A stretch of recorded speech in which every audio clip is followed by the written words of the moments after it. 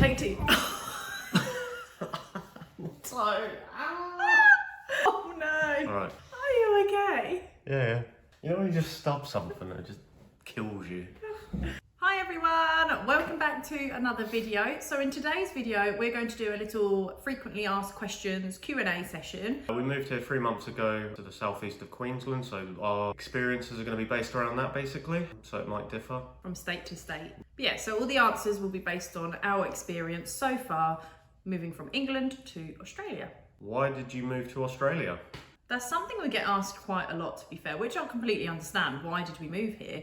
Why did we decide to leave our secure jobs and pack up our lives into 15 boxes, 2 suitcases, and move to the other side of the world when we had never visited Australia before? We had no family over here, so it was a big leap for us. So what do you think? What was your main reason, do you think, Mike? Yeah, so we moved here for a new sort of lifestyle and we wanted to try slightly different culture. Also, Australia's renowned for like a decent work-life balance, which we wanted, and it's got great weather. Yeah, exactly. And the weather lends itself to that lifestyle. We wanted to be more outdoorsy. We wanted to go and experience new places and see new things. Yeah, and we wanted a new adventure, I think, didn't we, as well? So. And kind of have that opportunity to explore this side of the world as well. And go to, you know, nearby countries over here as well that we'd never been to. Yeah, a lot of Asia and New Zealand and places like that. Yeah, that would be amazing. And wages are a lot higher here as well, in general. Australia has one of the highest minimum wages in the world, or is it in? Yeah, I think it's one of the highest minimum wages in the world, and they vary based on the job. Yeah, we were just kind of looking for that better way of life, more opportunities, and experience the outdoorsy stuff and be able to go wakeboarding, surfing, and things that we would never have experienced in the UK, which I know you can do those things in the UK, but only really one place, can't you? Yeah. Cornwall.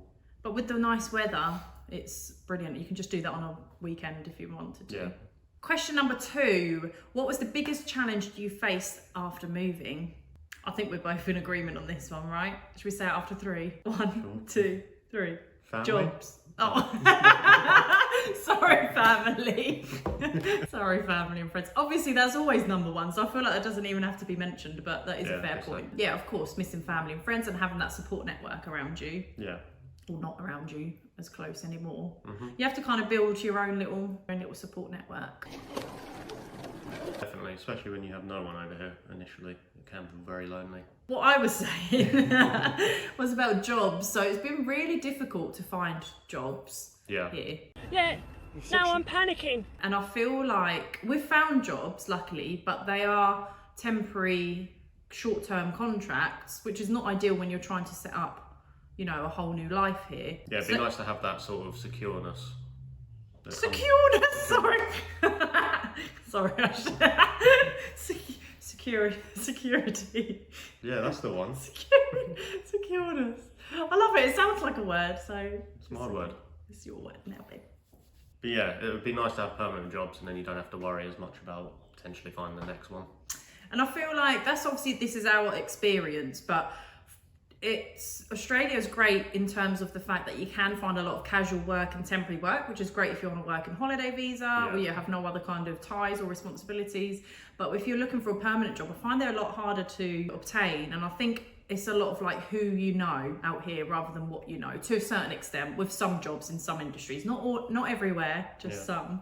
But yeah, I think a lot of companies take you on temporarily and then perhaps further down the line offer you the permanent position. Maybe. I don't know. We're still kind of figuring it out, aren't we? Finding our feet. I mean, it's not long we've been working, so, but no, we'll just, we'll keep going with that and hopefully we'll get something permanent. Number 3, what do you enjoy most about Australia? Oh, there's quite a few things. I think number 1's the weather. I think coming from England where it's miserable for 8 months of the year, probably longer than that, the weather makes such a big difference to how you feel and like the activities. Like I said to you last week, I said every weekend feels like we're on holiday. Yeah, literally, you can just go out to the beach and have great weather and do whatever you want, surfing, chilling. There's so many like cool little things around here as well that we can do, like the wakeboarding, hikes. Like, it's all it just feels like you're on holiday, don't it? Literally. It really does. So every weekend you can do something amazing and it doesn't have to cost an arm and a leg. No. Best bit. We brought a bunch of beach gear and we've used it so much already and you can just keep reusing it. Yeah. And it's free day out. Awesome. Yeah, exactly. So yeah, I think for me, it's definitely the lifestyle, the weather, the outdoorsy stuff that you can do. I think that's the best thing about living here at the moment from our experience so far. Yeah, it's definitely what we're enjoying the most currently. Yeah, and I think we're kind of like, because it's all new to us, you know, going surfing, wakeboarding or beach or, you know, it's new to us to do those things, so we get really excited about doing them. Yeah, which is great, but we're just trying to make the most of, you know, the area that we're in and what's around us and trying to experience all of that. Definitely. Oh, and then I can't wait till we can go on holiday and we can go to like the Great Barrier Reef, like Kagari, and go to Stradey Island, We've got so many places on our list that we want to go to. So many places to visit. Yeah. I'm excited about that. Number 4, what advice would you give to someone moving to Australia? Save as much money as you can, possibly. Possible. That's a little bit French. Save as much money as you possibly can. It's very expensive moving, and the more money you have behind you, the longer you can sort of go without a job, because it can be a bit tricky sometimes to find the hours or the permanency. I mean, that's our experience, isn't it? I mean, Yeah. some people get a permanent job straight away, and that's great, but it's never guaranteed. Exactly, you just got to be prepared for all eventualities, and So, of course, with that, you need money. So that's a tough one, but it's definitely a big one and an important one. There's so much advice that we could give. To be fair, there's so many things to do, and it's a huge minefield. But yeah, just try and do as much research as you can. Obviously, that's what we're here for. Hopefully that will help some of our videos. And just talk to as many people as you can. Join those Facebook groups and just try and find out from other people and ask people, you know, any questions that you may have or any advice that you might want. But I'd say research the healthcare system. Obviously, the driving is pretty similar to the UK, but there are slight differences. Yeah. And maybe some of the laws, just so you don't get caught out. But yeah, overall, again, it's just all about doing that research and a lot of it. I mean, the government websites are pretty awesome for that sort of stuff, and they're all up to date. Yeah. Number 5, how is the cost of living compared to where we came from? This is a big question. Everyone wants to know this. And I don't think it's too different. no, exactly what I was going to say. I think some things are slightly more expensive, like capsicums or peppers. And some things are a lot cheaper, like eating out. I think eating out here is cheaper than in the UK. Give or take, depends where you go, what restaurant you go to. Yeah. But I think overall, when we've been out and I've seen the price, I'm like, oh, that's quite good. Like last night, what did you get? Pad Thai and a free drink for $13. Yeah, really good. Yeah, certain places definitely are very affordable. I'd say cars are a little bit more expensive, but then they are in a lot better condition because of the weather. They don't rust as much. True. Houses at the minute, I would say, also are quite expensive, but then COVID shot that up. It depends where you come from in the UK, because if you come from south, the houses are a lot more expensive than up north. Yeah. So it's all relative. You're going to compare to where you lived and your situation there, aren't you? But I do think the houses are a bit inflated at the minute in general. But then you do get bigger houses, more for your money, even though you are paying a bit more. It's complicated, but I think overall I think it levels out, it evens out in terms of the cost of living. But the great thing about Australia is that the wages are higher. So actually you'll have that extra money, hopefully, to play with in some situations. Number 6, did you bring anything special with you to Australia? Yes, we did. So we actually packed up 15 boxes in a move cube, and we shipped all of our stuff over on a container ship, and that's actually just arrived the other day, 2 days ago. Yeah. So it's still sitting in boxes, but we've quickly opened them up and had a quick look, haven't we? All our photos, our sentimental things. So those are really nice. I can't wait to put them up around the house and just have that little bit of our stuff, you know, our personal stuff here. And we brought the cats, of course. Very special. Speak of the devil.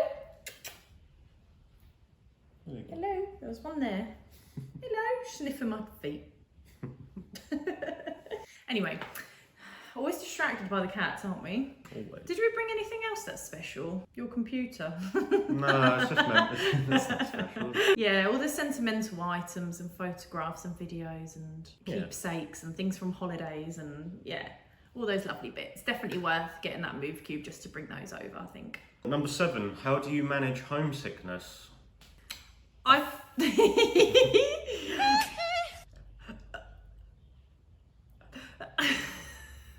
think right, I think a lot of that obviously comes down to like your family and friends and missing them, but I think it's been okay, like manageable in terms of FaceTiming them, messaging them a lot. And I've noticed actually that we FaceTime and speak to them a lot more often now than we did living in the UK. I think we speak to them a lot more. Obviously we don't see them physically, of course, but yeah, you have like a lot longer catch-ups now, don't you? And I guess there's a lot more to update on because you're trying to explain this new life that you've got and explain all the ins and outs of it all and try and show them what it's like. I think it's quite good. It's quite good quality, like conversations and catch-ups. I don't think I miss the place we came from.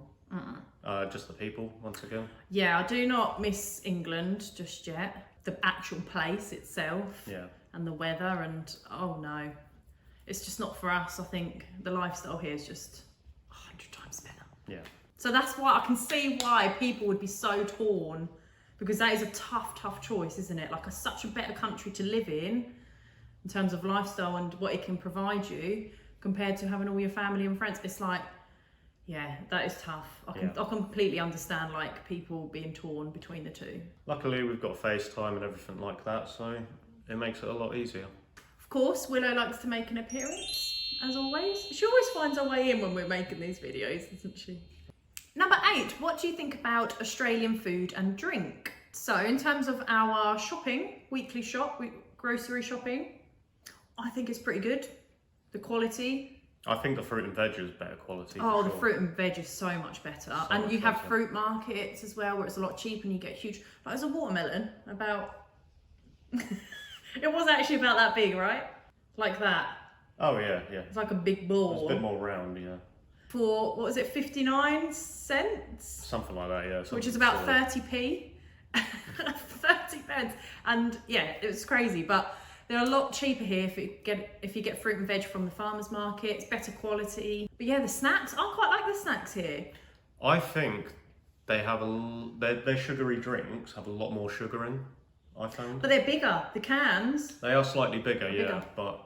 I think they taste good. Like, we've got a friend who's just gone back to England. She's like, do you want me to bring anything back? I'm like, not really. We don't really miss anything. No, I think the snacks over are pretty good. Yeah, the snacks are really good. You can always find some sort of replacement or things that are even better. And you compare them, don't you? Think, oh, they actually taste better than those. But, I mean, there's obviously a few snacks that aren't here that are in England, but we don't really miss any. Not really. A lot of the snacks are the same as well. Yeah. So you can kind of get your fix that way if you miss them. Yeah, I mean, most of the restaurants around here are really good as well. I'd say the one thing I miss is like our local town like takeaways and stuff that were like unique. Yeah. I think they vary a little bit around here, and they're not exactly the same. Like Chinese's aren't exactly the same as they are in the UK, and little things like that you miss. But overall, not really that fussed. And I think eating out as well is really good. Like the food is really nice eating out. And again, like I said before, I think it's a little bit cheaper here eating out than it is in England. Depends where you go, what restaurant you go to and what you're comparing, but... they're pretty close. They're pretty close. They're not as far out as I thought they would be. No. Number 9, what visa are we on? So we are on the 190, what's it called? Skilled shortage visa. So that means we've got permanent residency. Woo! And I'm the tag on. Woohoo! With the cats. So basically I was a teacher for 7 years in England. So teaching was on the skilled shortage list. So that's how we got the visa through that way. And obviously any dependents, e.g. husband, can be put on that visa as well when you apply for it. We paid obviously a lot more than you would for like a working holiday visa. It took us longer to come over. But we really wanted that security of having that PR. Yeah, we didn't want to come over without having that there, because if we liked it and we had to leave, we'd be upset. And if we're going to haul everything over, we want to make sure that it can stay. Yeah, and for us, because we were bringing the cats as well, we wanted stability for them, because we know how stressed they can get, bless them. Yeah. It was a lot longer process and it was a lot more long-winded and all the documentation we had to get and stuff, but it's definitely worth it. I think especially if you have children as well, if you can get a PR visa, because you get different subsidies with like childcare, for example, and healthcare and things like that. So yeah, you get all the benefits of a citizen, which make it really difficult if you can't, to be honest, a lot more expensive. Number 10, what's the healthcare system like? So we've used the healthcare system once. It's called Medicare. We went to the doctors. It was really easy, literally an app on your phone. You just register on there, you book your appointment, next day appointment. It's so quick, so easy, and just go. And you can get a rebate as well, so you don't have to pay the full amount. You get some money back. Sometimes you get it all completely free. It's called bulk billing. Sometimes you get a little bit subsidised. Sometimes you have to pay all of it. So it depends what doctor's surgery you go to, what doctor you see in that doctor's surgery, because some are bulk billing and some are not. Yeah, and whether it's private or not. So you've kind of just got to do your research into your local area and the different surgeries, and go for the one that's best for you. But I think overall it's quite good in terms of it's really fast, really efficient. We've heard from friends as well that have used them. Like, they're shocked at how quick they can get an appointment or get scans booked in. Like, the following week there'll be a scan, whereas in the UK you'd be waiting months. So exactly, if you needed a scan you'd be waiting 3-6 months, maybe a year sometimes in England. It's nice to know that you can just get that off your mind and just peace of mind, isn't it? Even if you have to pay a little bit towards that, we don't really mind that. If it's £20 to get that scan done the following week, it's brilliant. It's so fast, so efficient. It's a lot better. It's like the perfect middle ground, I guess. But you can get it completely free as well, so you don't always have to pay. So thank you all for watching. If you would like to ask any other questions, head over to our Instagram, where we'll do a little question box on our stories and we'll answer any further questions that you may have. And that's it. We'll see you in the next video. Bye.